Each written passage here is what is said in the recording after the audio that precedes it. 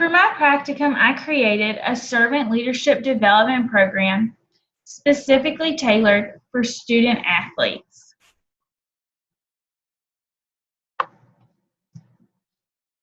Throughout my research, I discovered a common occurrence in athletics and leadership. When institutions, programs, or teams have a lack of leadership, they inevitably end up being unsuccessful. Coaches from different levels and backgrounds always end up referencing the same issue after a loss. Even Nick Saban blamed his team's loss in 2015, the national championship game, on not having enough leaders. Research states that leadership is what shapes the norms and values within an organization. Teaching leadership to young student athletes is something that must be done. Research has shown the positive implications servant leaders have, which is why creating a servant leadership development program was crucial. Great leaders from all walks of life have understood the impact being a servant leader has. Gandhi to Muhammad Ali all reference being servants when they talk about their philosophies on life. Research states servant leadership begins with the feeling of wanting to serve, then consciously deciding that you want to lead. The difference manifests itself when the servant begins to make sure that the other's needs are being served and that the people being served are growing, becoming healthier, more autonomous, and that they themselves want to become a servant.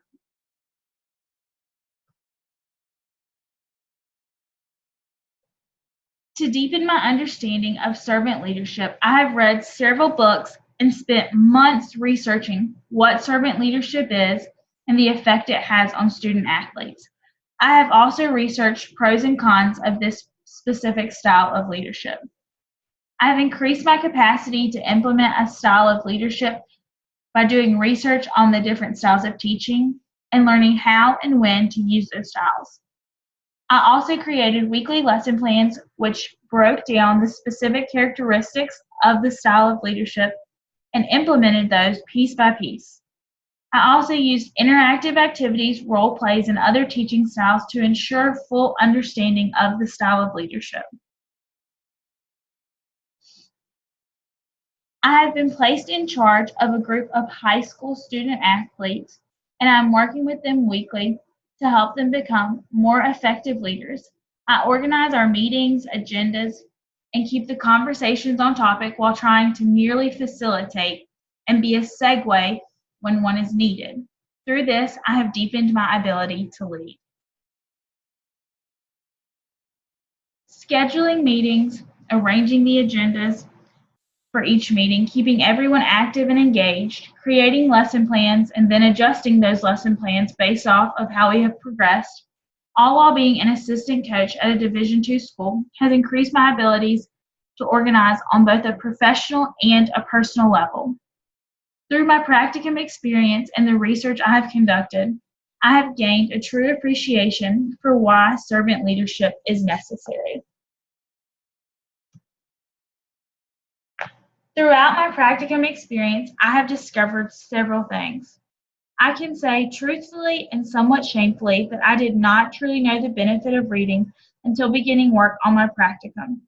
I had never been given an opportunity to do an assignment of such proportions that I felt so passionate about until this.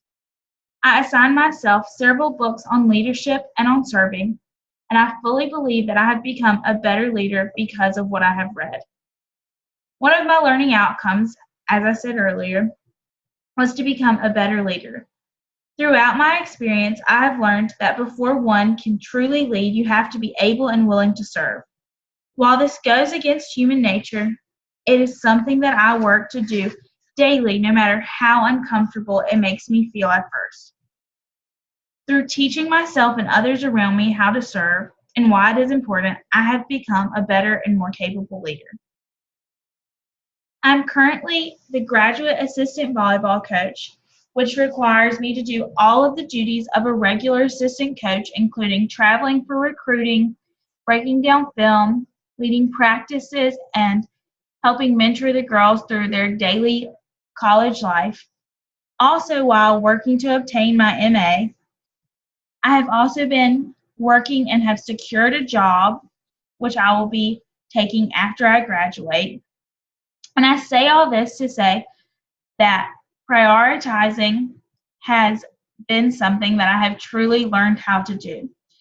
It required me to manage my time and to put first things first and know when I need to delegate my time better. If I had an opportunity to do my practicum again, there is one major aspect that I would change, and that is documentation. I would require all of the parties who plan to be involved to sign a contract. This contract would include any type of documentation about their involvement in my practicum and would also include a statement that they would complete whatever they agreed to complete. I have learned that even when people have the best intentions, if someone is not legally bound to do X, Y, or Z, then the likelihood of them being reliable or accountable becomes slim. And it only ended up hurting me in the end. The leadership style that I'm continuously trying to personify is that of a servant leader. I have gained all the knowledge and am all possession of the facts I need to be a servant leader. However, placing the needs of those around me as the top priority still requires me to make a conscious effort. But I truly believe that this is the best and most effective style of leadership. So, I will lead with the needs of others at the forefront at my mind.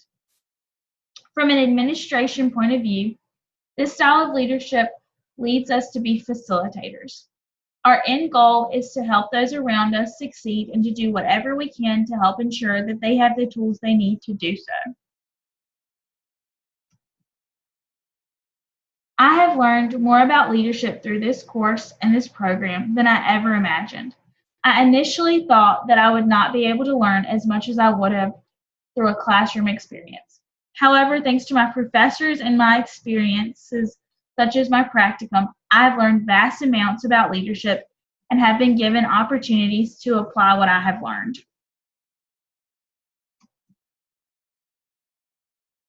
Something that is a huge part of my learning from Lenore Ryan is that while the theories and the models are important in some aspects, they are not the only key to being a successful and effective leader. I have learned the most important part of leadership is the relationships we build. No book or model can prepare you for all the situations and circumstances in real life. It is trial and error. It is getting to know and understand the different dynamics of each person you are seeking to lead. The theories and models help to prepare us for the common problems and things that we will likely experience, but it can't prepare us for the curves of everyday life. In closing, as a leader or a coach or whatever future title I might hold, I have learned that the most important part of the leadership role I play is to put people first. Put the relationship before the rule, put the person before the problem, because in the end, that is all that truly matters.